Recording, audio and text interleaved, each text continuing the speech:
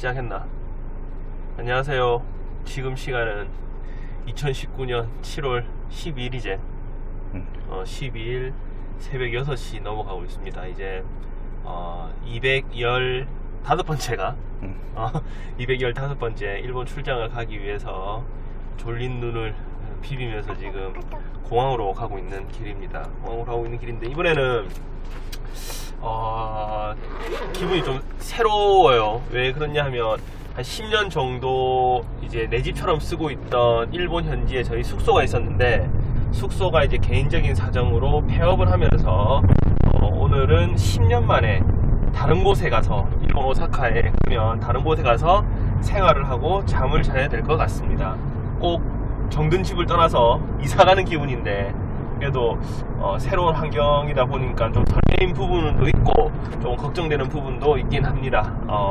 지난번 출장 갔을 때 제가 꼼꼼히 숙소도 다 둘러보고, 그리고 이제 회원님들 모시고 나가는 일정이다 보니까 동선이라든지 이동 간 동선, 그리고 뭐 식사할 만한 곳들 이렇게 저렇게 알아보고 오긴 왔는데 어떻게 문제없이 잘 할 수 있을지 모르겠네요.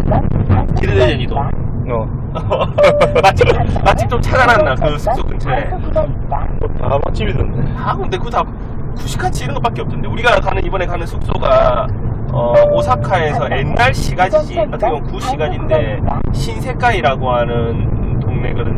저기 이제 원래 있던 숙소에서 전철로 약 한 코스 정도 떨어져 있고, 남바나 신사이바시 시내 중심지에서도 한 코스 정도 떨어져 있는 곳이에요. 그래서 옛날 오래된 동네라서 찾아보면은 진짜 많이 알려지지 않은 맛집이 많을 것 같은데, 전부 그 꼬치집, 튀김 꼬치집 밖에 없더라. 얘가 오늘 점심 뭐 먹을지 생각해놔야 된대. 우리 갔는데 또 첫 끼니를 또 소중한 첫 끼니를 대충 먹을 수 없다 얘가.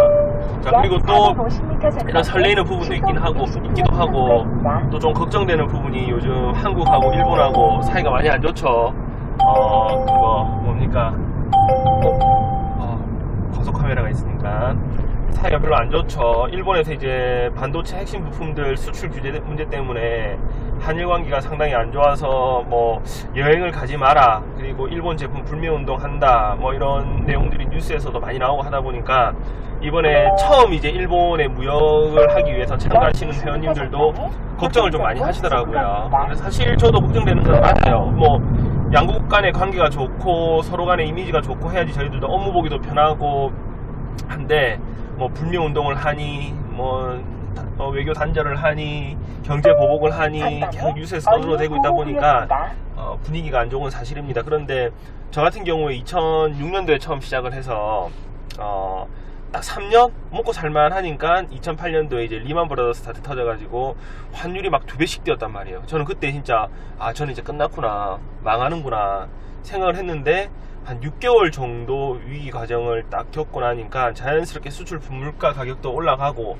하면서 또 위기를 또 벗어나더라고요. 그리고 또 2011년도였죠. 일본의 저기 위쪽 동네에 대지진 터지면서 이제 방사능 터지고 했을 때, 그 원자로 발전소 막 터지고 했을 때 뭐 일본이란 나라가 무너져 내리는 줄 알았어요. 저는 진짜 일본이란 나라가 무너져 내리고 일본 제품을 당연히 쓰는 사람이 없었지. 그때는 누가 일본에 수입됐다면 누가 쓰겠노. 방사능 다 묻어있다는 소문도 퍼지고 그랬었는데, 그때는 한 1년 정도 힘들었나? 한 1년까지도 안 힘들었던 것 같다. 어느 정도 지나고 정리가 되고 하니까 자연스럽게 다시 살아나더라고요. 그런데 제가 그렇게 한 2번 정도, 진짜 큰 얘기는 그렇게 한 2번 정도였고, 나머지는 뭐 일본하고 우리나라하고 뭐 관계가 좋았던 적이 있나? 뭐 맨날 안 좋았지, 안 그럴라? 그렇지. 맨날 싸우는데. 근데 뭐 중간중간에도 계속 위기도 있고 뭐 불매운동 하니 뭐 하니 해도 결국은 우리나라가 이제 일본과의 대무역을 안 하고서 살아남을 수 없는 산업 구조고, 그리고 소비재들도 알게 모르게 지금은 그 전문 이제 반도체 핵심 소재 쪽으로 문제가 되곤 했는데, 그건 이제 없으면 우리나라 반도체를 못 만든다더라고. 근데 뭐 일반 소비재들 같은 경우에도, 우리가 흔히 많이 수입하고 하는 소비재들 같은 경우에도 일본 제품이 거의 많이 들어와서 일상생활에 많이 퍼져있고 하기 때문에 큰 영향을 저는 없을 거라고 생각합니다. 그리고 또 그렇게 한번 위기 때 2008년도 때나 2011년도 때나 그렇게 큰 위기가 왔을 때 사람들이, 그때 살아남았던 사람들이 진짜 지금 다 잘된 사람들이거든요. 자리 잡은 사람들. 그때 뭐 여행사들도 다 문 닫는다 했을 때인데 그때 살아남은 여행사가 지금 뭐 여행박사라든지 진짜 큰 여행사들, 일본 전문 여행사들 살아남아 있고, 저도 마찬가지고 아무것도 없이 시작해서 한참 힘들다가 이제 본격적으로 돈을 벌고 내가 그래도 좀 한다 이렇게 얘기할 수 있었던 데가 2011년도 그때 이후였던 것 같아. 안 그럴라? 날 옆에서 쭉 지켜봤다 아이가.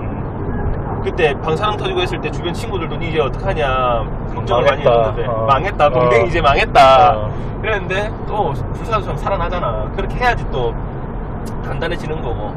그래서 여러 가지 걱정도 많곤 한데 이번에 가면 일본 현지의 분위기가 어떤지. 지금 근데 터널 안인데 내 얼굴 보이나? 잘 안 보인다. 잘 안 보이지? 목소리라도 들으세요. 지금 터널 안이라서 이 얼굴이 잘 안 나올 수도 있습니다. 일본에 가서 실제 일본 현지의 분위기는 어떤지, 그리고 지금 일본 현지에서 살고 있는 우리나라 분들이 일본 들어가서 사업하고 계시는 분들은 또 어떻게 그 분위기를 느끼고 있는지, 그리고 현지 진짜 뭐 시내라든지 그리고 뭐 뉴스라든지 그리고 공항이라든지 이런 곳의 분위기가 또 어떤지 한번 쭉 살펴보도록 하겠습니다. 하고 이번에는 유튜브 구독자 수 1000명 넘었대.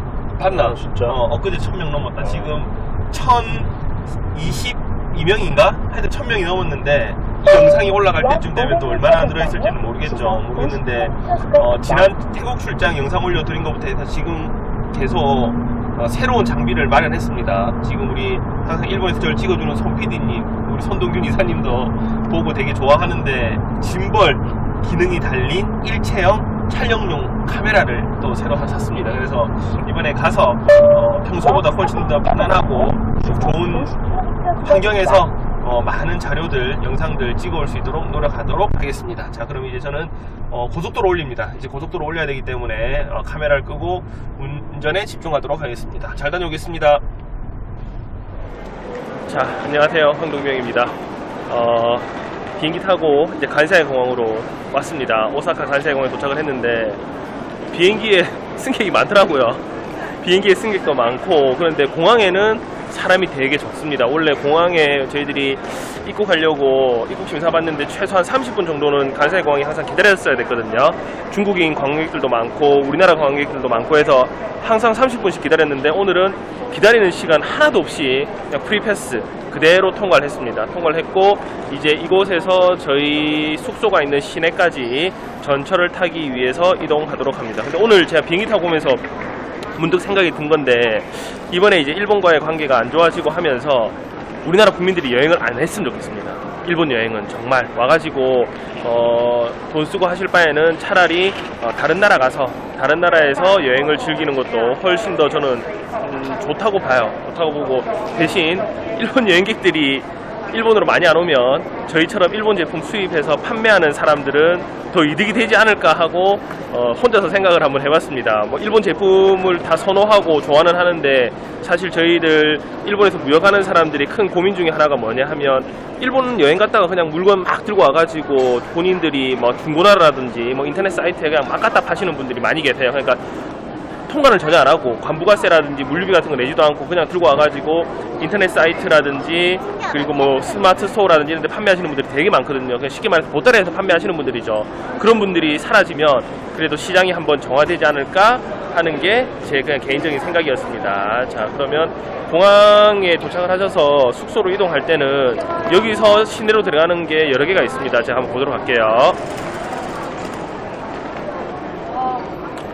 일단 크게는 저기 보이시면 난카이선이라고 보일 겁니다. 난카이선을 저희들은 타고 들어갑니다. 난카이선을 타고 들어가고, 저기 옆에 보시면 JR선이라고도 있습니다. 그리고 보통 이제 시내로 들어갈 때는 왼쪽에 보이는 난카이선이나 라피트라고 하는 이제 특급 열차를 많이 이용을 하는데 저희들은 주로 난카이선을 주로 많이 이용합니다. 라피트가 조금 더 비싼 대신 좀 편안한 감은 있죠. 이제 지정 좌석 제고하다 보니까. 근데 어차피 이곳이 종점이라서 시내 들어갈 때까지 걸어서 충분히 앉아서 갈 수 있기 때문에 저희들은 라피트를 이용합니다. 시내 남바역까지는 920엔 요금을 끊으시면 되시고요. 자, 그래서 이제 이번에 참석하시는 회원님들이 한두 분씩 모이고 계시는데 회원님들 다 챙겨서 이제 시내로 들어가 보도록 하겠습니다. 들어가서 시간 될 때마다 조금씩 영상을 찍어서 올려드리도록 할게요. 자, 그럼 여기서는 끊도록 하겠습니다.